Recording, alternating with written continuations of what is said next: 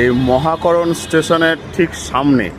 তো হাওড়া যে মানে গঙ্গার তল দিয়ে যে মেট্রোটা আসছে তার পরের স্টপেজই হচ্ছে এই মহাকরণ স্টেশন।